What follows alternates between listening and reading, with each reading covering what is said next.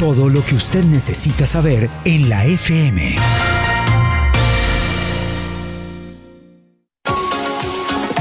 En Incauca, transformar vidas con energía es un propósito, una esencia que nos inspira para impulsar el desarrollo económico, social y ambiental en nuestra zona de influencia y en el país, creando un entorno de confianza, inclusión, respeto, lealtad y transparencia en el que todos somos protagonistas. Incauca.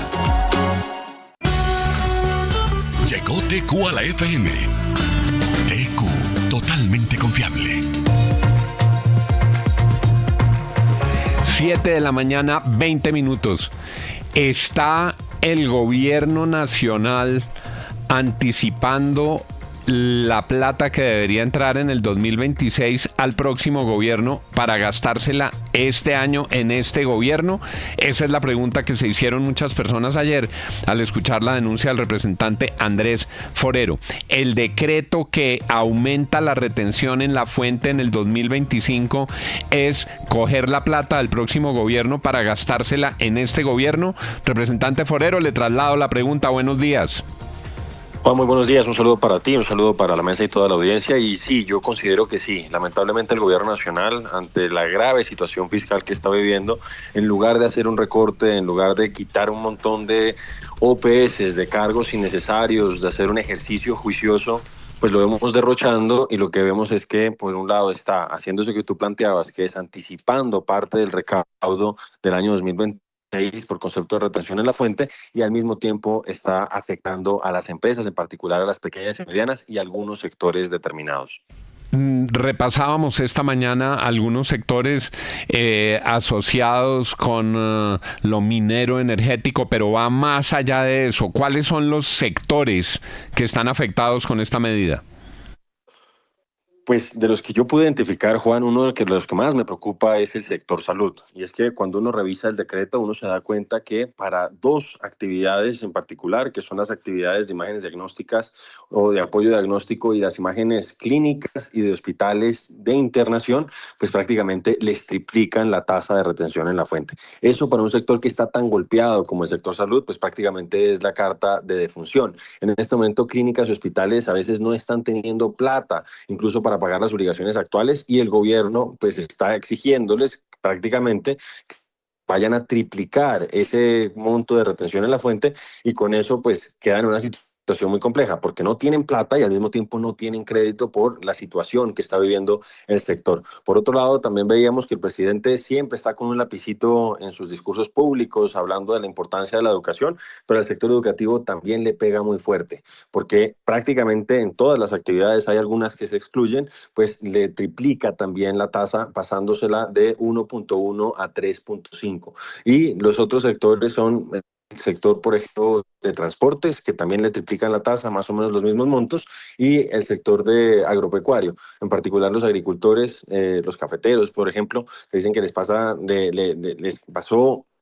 de cero a un monto importante, y entonces ahí lo que vemos es que el gobierno realmente no está interesado en que se recupere la economía, y está dejándole al próximo gobierno un lastre enorme en términos fiscales.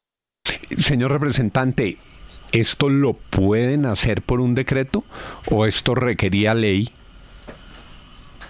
Pues Juan, realmente esa es como una cuestión que estamos en este momento estudiando. Pueden hacer este decreto, pueden hacer modificaciones a este decreto, pero lo que pasa es que estas modificaciones deben tener algún sustento. Y cuando uno revisa pues las explicaciones que ellos dan, pues básicamente están diciendo que tienen un problema de caja, pero hay sectores que realmente no tienen esa rentabilidad que está previendo este decreto. Entonces, estamos estudiando desde el Congreso, por lo menos desde el Centro Democrático, qué recursos se puede utilizar, porque nos parece que realmente le está dando un golpe muy grande al sector productivo colombiano, y esperamos que los gremios económicos también lo hagan. Realmente esto es una muy mala noticia para el país, esto es una muy mala noticia para la formalidad en el país, porque el gobierno pues está en cierta manera raspando la olla, y lo que vemos es que no lo hace realmente de cara a generar inversiones, etcétera, etcétera, sino de cara a las elecciones del año 2026. El derroche que hemos visto en estos días es absurdo, y entonces para pagar ese derroche el gobierno está haciendo eso. Y una última cosa, Juan, realmente esto también afecta a los microempresarios, porque la tasa mínima de retención, este decreto la baja de 4 VTs a 2 VTs. Es decir, ahora las transacciones superiores a 100.000 pesos van a ser a 100.000 pesos más o menos, porque la VT está en 49.799 pesos, pues esas que estén por encima de los VTs ahora van a estar sujetas a la retención. Con esto golpea también a los pequeños y microempresarios y volvemos a insistir, esto es un despropósito. Desde el Centro Democrático estamos estudiando qué se puede hacer, pero pues esperamos que los gremios también lo hagan. Representante Forero, precíseme eso para la gente que nos está escuchando, que es además economía de bolsillo. ¿Qué cambia con una factura de 100.000 pesos entre la expedición de este decreto y lo que ocurría antes? ¿Qué le pasa a quien tiene que expedir una factura de 100.000 pesos? Pues dependiendo de la actividad, doctor Juan, ahora pues va a tener que hacer esa retención. El agente retenedor generalmente es el que vende el producto, entonces va a tener que hacer la retención para pagarle al gobierno. Antes la tasa mínima de retención era de 4 VTs.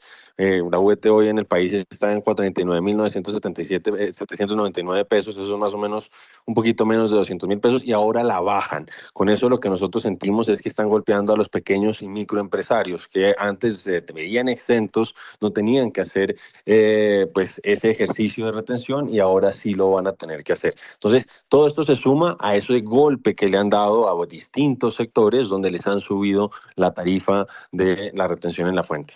William Calderón. Representante, vamos al tema político, porque es que una de las frases que usted ha dicho es que este decreto es una venganza por el fracaso del paro nacional.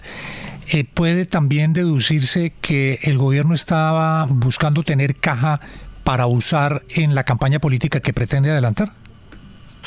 Pues realmente eso es lo que uno siente que está sucediendo. Yo creo que el presidente quedó bastante frustrado por cuenta de la baja convocatoria del paro nacional o huelga general indefinida que él había convocado y pues tratando de desviar la atención pues decide sacar este decreto. Hay que decir que este decreto había sido puesto a consideración como un proyecto de decreto desde hace prácticamente un mes. Los distintos sectores, los distintos gremios le plantearon al gobierno de la inconveniencia de este decreto, pero pues eso fue pues hablarle a oídos sordos y lamentablemente Gustavo Petro hoy le da este golpe tan grave al sector productivo colombiano. Son las 7 de la mañana y 27 minutos, Santiago Ángel. El representante Andrés Forero ha hecho una denuncia que a mí me parece relevante. Los convocantes en estricto sentido a la marcha de ayer que apoyó el gobierno fueron centrales obreras. Dentro de las centrales obreras hay unas que de manera más unificada acompañan al gobierno. En una de ellas hay una división entre un sector petrista y un sector no petrista. La denuncia, Santiago, tiene que ver con la CGTD, donde hay una puja de poder y hay un sector petrista. ¿En qué consiste la denuncia para que el representante Forero nos explique? Es Percy Olaya, que es justamente el sindicalista más gobernista de la CGT.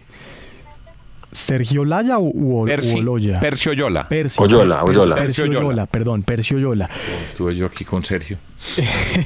Y el doctor Oyola, pues es uno de los sindicalistas más importantes del país, es el líder de la CGT, del ala gobiernista en esa guerra que tiene la CGT internamente, porque hay un sector muy grande que dicen ellos que es el mayoritario, que ha sido crítico del gobierno, y el representante expuso varios familiares del señor Oyola que están contratados en el gobierno. ¿Cuáles son esos familiares?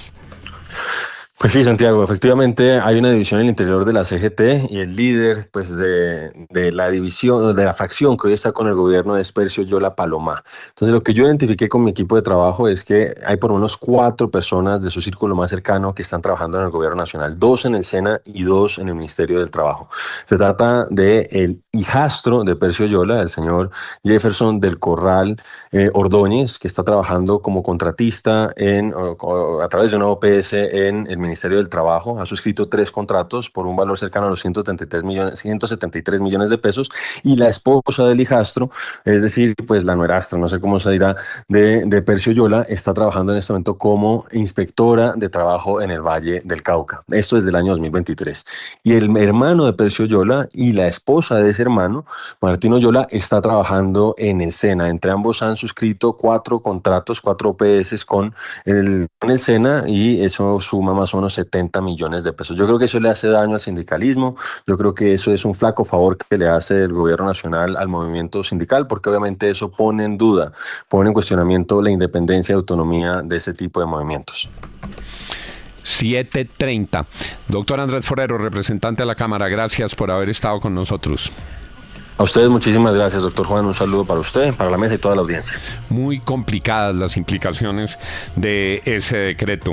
Es como si el gobierno se estuviera financiando con